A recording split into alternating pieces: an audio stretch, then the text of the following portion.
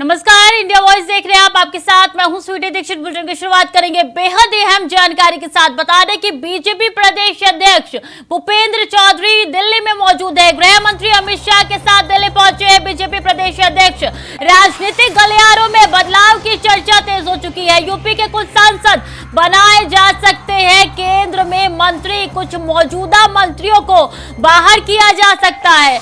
मोदी मंत्रिमंडल में शामिल हो सकते हैं यूपी के कई सांसद। ब्राह्मण, ओवैसी और दलित कोटे से एक एक मंत्री संभव बनाए जा सकते हैं।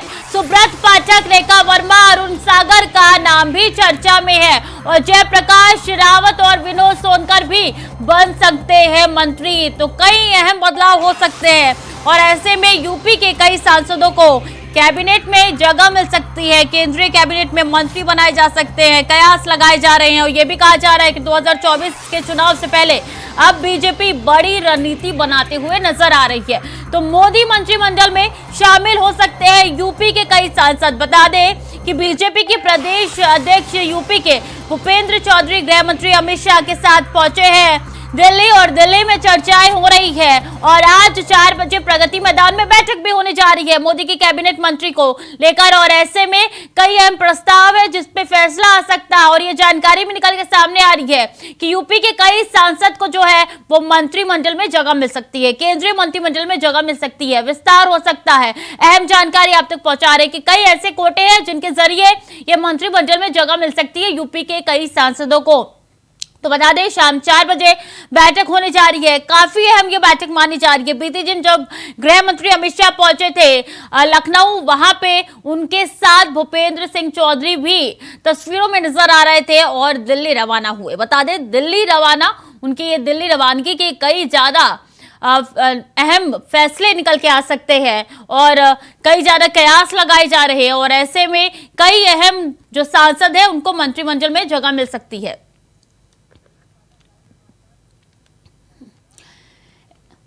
और इसी खबर पर ज्यादा जानकारी के साथ सीधे लखनऊ से प्रियम पाठक हमारे साथ जुड़ चुके हैं। लखनऊ, अहम जानकारी निकल के सामने आ रही है कि यूपी के कई सांसदों को अब केंद्र में जगह मिल सकती है, कितनी सच्चाई? बिल्कुल स्वीटी, देखिए जिस तरीके से अब चुनाव में महज कुछ महीनों का वक्त बचा हुआ है और ऐसे में सभी समीकरणों को देखा जा रहा है, साधा जा रहा है और केंद्र में मोदी सरकार के मंत्रिमंडल के विस्तार को लेकर चर्चाएं चल रही हैं। अगर ऐसा होता है तो उसमें जाहिर सी बात है कि यूपी से किस तरीके से पार्टी को मजबूत किया जाएगा और यूपी की हिस्सेदारी किस तरीके से बढ़ाई जाएगी। मौजूदा वक्त में अगर आप देखें तो कई ऐसे सांसद हैं जिनको केंद्र के अंदर बतौर मंत्री के तौर पर शामिल किया गया हुआ है, चाहे वो कौशल किशोर की बात करें, लखनऊ मोहनलालगंज से सांसद हैं, इसके अलावा लखीमपुर से जो सांसद हैं अजय मिश्रा, तो उनको वहाँ पे बतौर जो है राज्य मंत्री के तौर पर तैनाती है। BL वर्मा जो बदायूं से सांसद हैं, उनको केंद्र के अंदर जो है वो राज्य मंत्री के तौर पर जो है वो तैनात किया गया है, उनको जिम्मेदारी दी गई है। अब एक बार फिर माना जा रहा है कि जब चुनाव के दहलीज पर पूरा देश है, जब लोकसभा का पूरे देश के अंदर चुनाव होने जा रहा है तो ऐसे में उत्तर प्रदेश की भूमिका काफ़ी अहम हो जाती है। 80 लोकसभा की सीटें उत्तर प्रदेश में है और जाहिर सी बात है कि यूपी काफ़ी हद तक दशा और दिशा दोनों को ही 24 के परिणामों को तय करेगा। इसलिए इस लिहाज से कई मायनों में महत्वपूर्ण हो जाता है कि इस बात को सुनिश्चित किया जाए कि यूपी के अंदर जो समीकरण है, चाहे वो जाति हो, क्षेत्रीय हो या फिर अन्य हो, उनको लेकर कैसे चला जाएगा और किस तरीके से यूपी की हिस्सेदारी होगी और जो परफॉर्मेंस है वो कैसे बेहतर हो सकती है, उसके लिए किसको जो है वो हिस्सेदारी देने की आवश्यकता है, किसको मंत्रिमंडल में शामिल करने की आवश्यकता है। कई ऐसे नाम हैं जिनको लेकर चर्चा चल रही है, लेकिन नाम मैं इसलिए नहीं ले रहा हूं क्योंकि बीजेपी के अंदर कई बार देखने को मिला है जिनके नामों की चर्चा होती है उनको साइडलाइन कर दिया जाता है और असल में बीजेपी के अंदर खाने में क्या कुछ रणनीति बन रही है वो सबको हर बार सॉल्व करती है। तो एक बार फिर जब मंत्रिमंडल के विस्तार की चर्चाएं चल रही हैं तो उसमें माना जा रहा है कि यूपी से भी इसमें जो है काफ़ी भागीदारी हो सकती है और यूपी के कई सांसदों को केंद्र में मोदी के मंत्रिमंडल में जो है वो शामिल हो सकते हैं, उनको जगह मिल सकती है। कुछ लोगों को हटाया भी जा सकता है जो मौजूदा वक्त में है। इन सभी चीज़ों को लेकर रणनीति बनने क्या समीकरण हो गया। साफ तौर पर लक्ष्य एक है कि 24 के चुनाव में परफॉर्मेंस को बेहतर किया जाए और परफॉर्मेंस में यूपी की परफॉर्मेंस सबसे महत्वपूर्ण रहेगी क्योंकि सबसे अधिक लोकसभा की जो सीटें हैं वो लखनऊ में ही हैं, यूपी में ही हैं। तो ऐसे में यूपी की भूमिका किस तरीके से रहेगी, क्या समीकरणों को लेकर चलना है, 2014 और 2019 के क्या चुनावी परिणाम थे, उस समय के क्या समीकरण थे, उस समय जो पार्टी ने रणनीति बनाई थी उसका क्या असर मिला था। लगातार अगर आप देखें तो इन दिनों मंथन भी चल रहा है, बैठकों का दौर चल रहा है, अलग अलग जो है वो कार्यक्रम चलाए जा रहे हैं, जनसंवाद का कार्यक्रम हो, महाजनसंपर्क अभियान हो या फिर अन्य कार्यक्रम हो, उनको भी तेजी के साथ में किया जा रहा है। उन सबके जरिए एक फोकस है कि जनता तक पहुंचा जाए और वहां पहुंचकर सरकार की जो उपलब्धियां हैं उनको गिनाया जाए, सरकार के जो मंसूबे हैं उनसे उनको रूबरू कराया जाए कि एक सरकार क्या कुछ रणनीति आगे के भविष्य को लेकर बना रही है, किस तरीके से देश की भलाई के लिए या देश के विकास को लेकर अगर चर्चा होनी है तो उसमें किस तरीके से बीजेपी का योगदान रहेगा, बीजेपी ही वो चीज़ें दे सकती है। तो इन सभी चीज़ों को लेकर जो पुरजोर तरीके से प्रयास फिलहाल कह सकते हैं किए जा रहे हैं। लगातार रणनीति बनाई जा रही है, लोगों के बीच में जाया जा रहा है, बैठकों का दौर जारी है और इसीलिए माना जा रहा है कि जब मंत्रिमंडल का सामने आ रही है कि यूपी से जो सांसद को जगह मिली है केंद्र में, उनका पत्ता कटते हुए नजर आ सकता है। लखीमपुर खीरी से अजय मिश्र टैनी का पत्ता कट सकता है। क्या कुछ जानकारी है इससे जुड़ी हुई आपके पास? देखिए, जाहिर सी बात है कि जब मंत्रिमंडल का विस्तार होगा तो उसमें कई चेहरे ऐसे हैं जिनको हटाया जाएगा, कई नए चेहरों को शामिल किया जाएगा। चूंकि जो जगह है, जो नियम है उसके मुताबिक लिमिटेड है और उसी में सभी को एडजस्ट करना है। तो कौन से ऐसे जो चेहरे हैं जिनको रखने से फ़ायदा होगा, किन चेहरों को रखने से नुकसान होगा, तो उन चेहरों को हटाया जाएगा। उसमें कई ऐसे नाम हैं, केवल उत्तर प्रदेश के ही मंत्री जो सांसद हैं आते हैं उत्तर प्रदेश से, केवल उनके नाम नहीं बल्कि देश के अन्य राज्यों के भी कई ऐसे सांसद हैं जिनके नामों पर इस बात को लेकर विचार किया जा रहा है कि क्या उनके नाम को हटाया जा सकता है या उनका पत्ता जो है वो काटा जा सकता है और नए लोगों को उसमें जगह जो है वो दी जा सकती है। तो ये फिलहाल अभी चर्चा चल रही है, लगातार समीकरणों को साधा जा रहा है और अब लगातार अगर आप देखें तो उत्तर प्रदेश के अंदर जो हलचल है वो भी काफ़ी तेज इस समय हुई है। सांसदों के बीच में भी जो है चर्चाओं का विषय बना हुआ है, पार्टी मुख्यालय के अंदर चर्चा का ये विषय बना हुआ है कि आखिर किसको अगर मोदी मंत्रिमंडल का विस्तार होने जा रहा है तो उसमें किसको उत्तर प्रदेश से जगह मिलेगी, कौन से वो चेहरे होंगे जिन पर शीर्ष नेतृत्व जो है वो भरोसा जताएगा और उसका क्या कुछ असर पार्टी को आने वाले चुनाव में देखने को मिलेगा। जी बिल्कुल। और बीते दिन जो जयंती कार्यक्रम था सोनेलाल पटेल का, उसमें साफ तौर पे गृह मंत्री अमित शाह ने हुंकार भरी थी और उसमें निषाद पार्टी और जनता दल, अपना दल के पार्टी के साथ उन्होंने गठबंधन को साफ तौर पे दिखाया था। और एक तरीके से कहा जाए तो जो विपक्ष का बैठक हुआ था, विपक्ष की बैठक जो हुई थी पटना में, उसके जवाब में ये गृह मंत्री द्वारा प्रदर्शन किया गया था। बिल्कुल, देखिए कल लखनऊ के इंदिरा गांधी प्रतिष्ठान में सोनेलाल की जयंती पर जो है एक कार्यक्रम का आयोजन किया गया था और उसमें कह सकते हैं साफ तौर पर कार्यक्रम ही नहीं बल्कि एक शक्ति प्रदर्शन के तौर पे था कि एनडीए किस तरीके से साथ में है और किस तरीके से एकजुट होकर वो मैदान में उतर रही है। 2024 के चुनाव में गृह मंत्री अमित शाह जो कि बीजेपी की चाणक्य माने जाते हैं वो उसमें शामिल हुए, मुख्यमंत्री योगी आदित्यनाथ शामिल हुए, दोनों डिप्टी सीएम ब्रजेश पाठक, केशव प्रसाद मौर्य, प्रदेश अध्यक्ष भूपेंद्र चौधरी और संगठन के जो वरिष्ठ पदाधिकारी थे वो इस कार्यक्रम में शामिल हुए। अपना दल के सभी पदाधिकारी जो थे वो उसमें शामिल हुए। इन सब के जरिए एक मैसेज देने का प्रयास था। निषाद पार्टी से संजय निषाद जो थे वो शामिल हुए उसमें। तो अगड़े पिछड़े सभी वर्गों के जो मोर्चे हैं जिनको बीजेपी ने अपने साथ में रखा हुआ है उनको लेकर किस तरीके से वो चुनाव में जाएगी, तो उसको लेकर एक कह सकते हैं शक्ति प्रदर्शन के तौर पर कल जो विपक्ष की बैठक हुई थी बीते दिनों पटना में, उसके जवाब के तौर पर कल की एक ये कार्यक्रम जो था वो साफ तौर पर बीजेपी ने दिखाया है और अपने हुंकार भरते हुए भारतीय जनता पार्टी और एनडीए कह सकते हैं पूरा नजर आया है।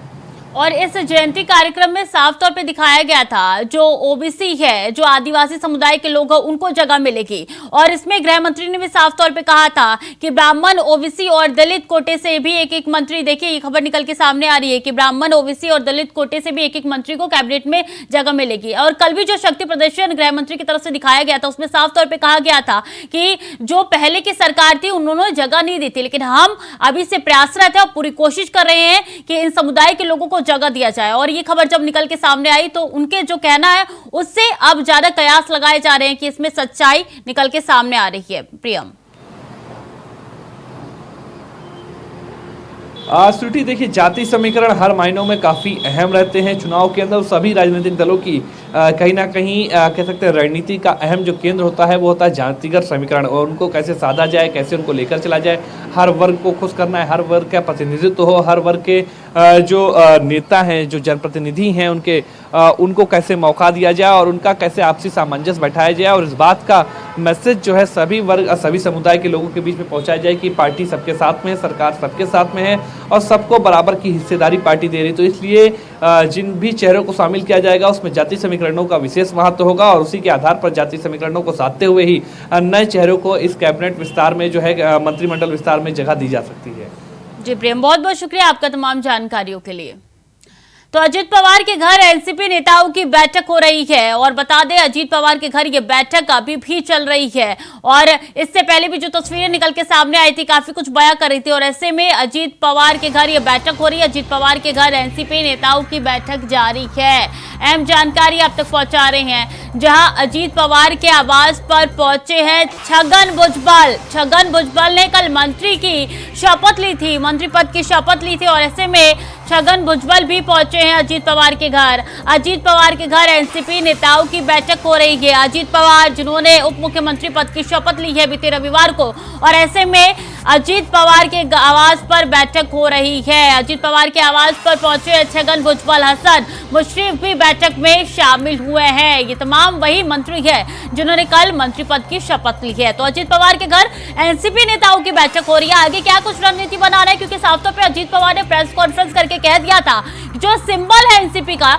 उसके लिए हम दाव ठोक सकते हैं और ऐसे में उसी सिंबल के मद्देनजर ये बैठक बताई जा रही है। हसन मुशर्रफ भी बैठक में मौजूद है और इसी के साथ छगन भुजबल भी बैठक में शामिल है।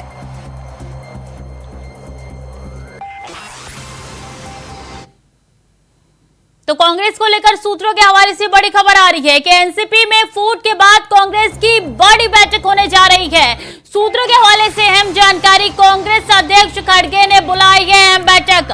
पार्टी के वरिष्ठ नेता बैठक में शामिल होंगे। महाराष्ट्र के नेता प्रतिपक्ष के नाम पर अब चर्चा होगी इस बैठक में। विपक्षी दलों की एकजुटता पर भी होगी चर्चा। तो अहम जानकारी, एनसीपी में जो फूट देखने को मिली है उसके बाद अब कांग्रेस ने बड़ी बैठक बुलाई है। कांग्रेस अध्यक्ष ने मल्लिकार्जुन खड़गे ने यह अहम बैठक बुलाई है। इस पे तमाम मुद्दों पे चर्चा होगी, तमाम एंगल से चर्चा होगी। कांग्रेस अध्यक्ष खड़गे ने यह अहम बैठक बुलाई है और ये बैठक में तय होगा कि आखिर नेता प्रतिपक्ष कौन बनेगा महाराष्ट्र का। तो पार्टी के वरिष्ठ नेता बैठक में होंगे शामिल। एनसीपी में फूट के बाद कांग्रेस की बड़ी बैठक, महाराष्ट्र के नेता प्रतिपक्ष के नाम पर चर्चा होगी इस बैठक में। तो अहम जानकारी आप तक पहुंचा रहे हैं। विपक्षी दलों की एकजुटता पर भी बैठक होने जा रही है और ये बैठक कांग्रेस की काफी अहम मानी जा रही है। बता दें रविवार को सुपर संडे देखा गया था। महाराष्ट्र के गलियारों में राजनीति की चर्चा हो रही थी और ऐसे में देखिए कांग्रेस ने सोमवार को यह बैठक बुला ली है। अहम बैठक कांग्रेस की तरफ से बुलाई गई है। एनसीपी में फूट के बाद कांग्रेस की बड़ी बैठक होने जा रही है। मल्लिकार्जुन खड़गे ने यह बैठक बुलाई है और कांग्रेस अध्यक्ष मल्लिकार्जुन खड़गे इस बैठक की अध्यक्षता करने वाले हैं। पार्टी के वरिष्ठ नेताओं की बैठक बुलाई गई है और इसमें चर्चा होगी कि आखिर महाराष्ट्र में नेता प्रतिपक्ष कौन होगा और एकजुटता की जो तस्वीर निकल के सामने आई पिछले दिनों विपक्ष की, उस पर भी चर्चा हो सकती है इसमें।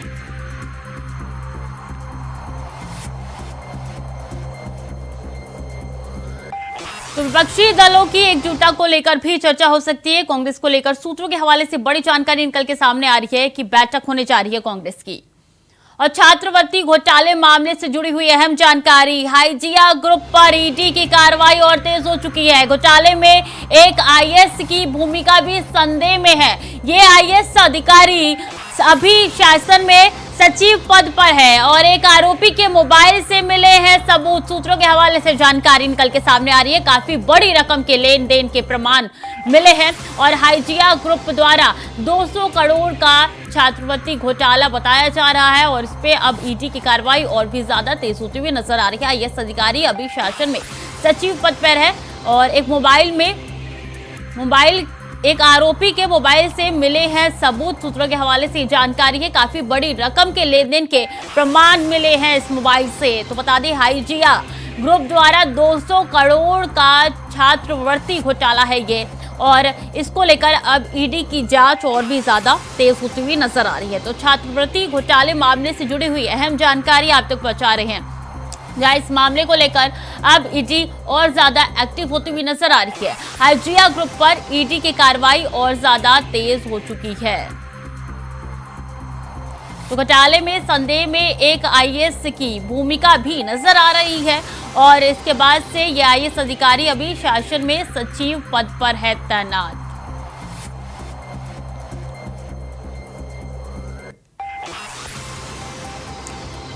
एक आरोपी के मोबाइल से भी सबूत मिले हैं। सूत्रों के हवाले से जानकारी निकल के सामने आ रही, काफी बड़ी रकम के लेन देन के प्रमाण मिले हैं। तो अहम जानकारी आप तक पहुंचाने के एक आरोपी के मोबाइल से कई सबूत भी मिले हैं और इसलिए जांच अब और भी ज्यादा तेज होती हुई नजर आ रही है। तो वहीं बिहार में दिख सकता है महाराष्ट्र जैसी तस्वीर। केंद्रीय मंत्री रामदास अठावले का बड़ा बयान आया है। बिहार के कई नेता बीजेपी में आ सकते हैं। तो रामदास अठावले का ये बयान निकल के सामने आया है कि बीजेपी में कई बड़े नेता बिहार के आ सकते हैं। केंद्रीय मंत्री रामदास अठावले का बयान निकल के सामने आया। इससे पहले सुशील मोदी की तरफ से भी यही कहा गया था कि महाराष्ट्र में जो तस्वीर निकल के सामने आई है वैसा संभव है कि बिहार में हो जाए।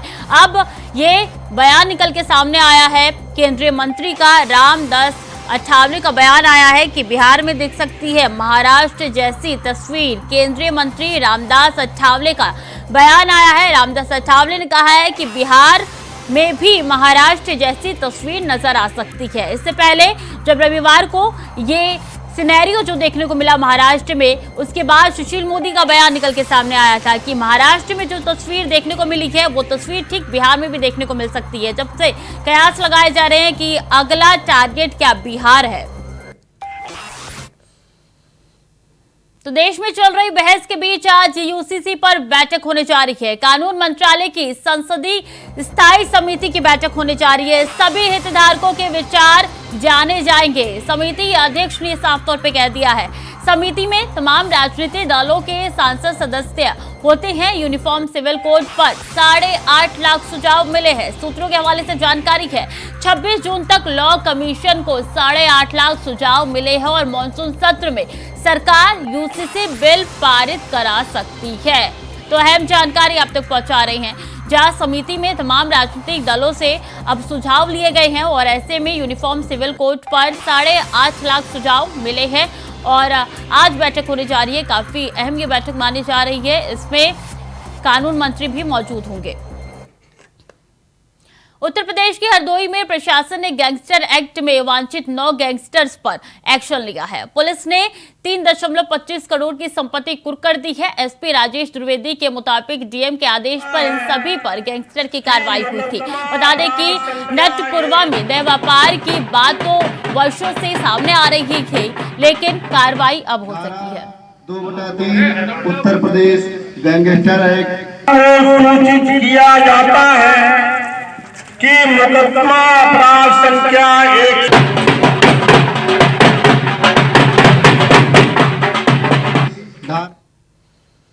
और सहारनपुर में हिंदू से मुस्लिम बनाने वाले गिरोह के 3 लोगों को पुलिस ने गिरफ्तार किया है। हालांकि धर्मांतरण कराने वाली महिला पुलिस की पकड़ से अभी भी बाहर है। आपको बता दें कि जन्नत हुरे और पैसे का लालच देकर हिंदू युवक का मुस्लिम धर्म में धर्मांतरण कराया जा रहा था।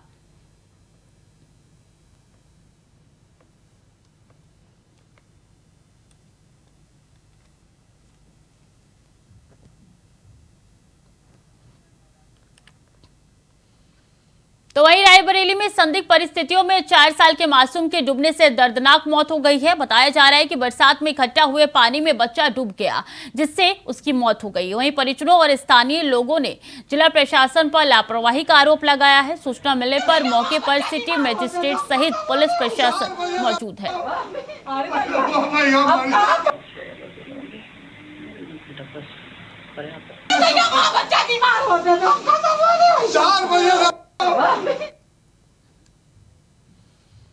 और अहम जानकारी, जहां गिरीश चंद्र यादव का आज सिद्धार्थनगर दौरा है। खेल और युवा कल्याण मंत्री है गिरीश चंद्र यादव, जिनका आज सिद्धार्थनगर दौरा है। जिला मुख्यालय स्टेडियम में 4 बजे होगा आगमन। 3 दिवसीय तैराकी चैंपियनशिप में करेंगे शिरकत और स्टेडियम में तैराकी खिलाड़ियों को करेंगे सम्मानित। 5 बजे लखनऊ के लिए होंगी रवाना। तो अहम जानकारी आप तक पहुंचा रहे हैं, जहां गिरीश चंद्र यादव का सिद्धार्थनगर दौरा है। बता दें ये अहम दौरा है उनका और ऐसे में खेल और युवा कल्याण मंत्री है गिरीश चंद्र यादव, जिनका सिद्धार्थनगर दौरा है और ऐसे में तैराकी चैंपियनशिप में शिरकत करेंगे गिरीश चंद्र यादव। जिला मुख्यालय स्टेडियम में 4 बजे आगमन होगा उनका। काफी अहम उनका ये दौरा माना जा रहा है। 3 दिवसीय तैराकी चैंपियनशिप में करेंगे शिरकत गिरीश चंद्र यादव। इसी के साथ जानकारी आप तक पहुंचा दें कि स्टेडियम में तैराकी खिलाड़ियों को करेंगे सम्मानित गिरीश चंद्र यादव।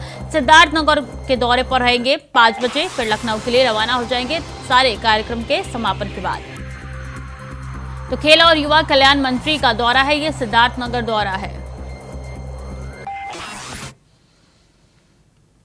और आज गुरु पूर्णिमा है। ये दिन महर्षि वेद व्यास को समर्पित है। ये दिन गुरुओं के प्रति सम्मान और श्रद्धा व्यक्त करता है। उत्तर प्रदेश के मुख्यमंत्री योगी आदित्यनाथ ने भी इस खास दिन पर सोमवार को अपने गुरुजनों की विशेष पूजा अर्चना की और उनके चरणों में श्रद्धा सुमन अर्पित कर आशीर्वाद लिया।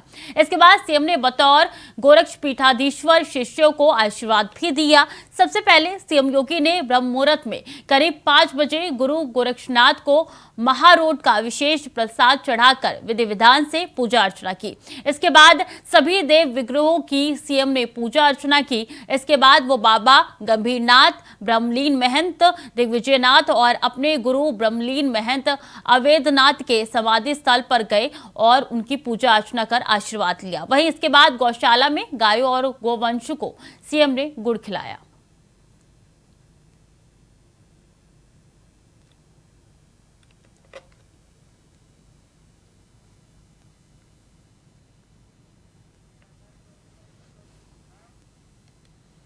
तो फिलहाल के लिए बुलेटिन में इतना ही। खबरें लगातार जारी है, देखते रहिए इंडिया वॉइस।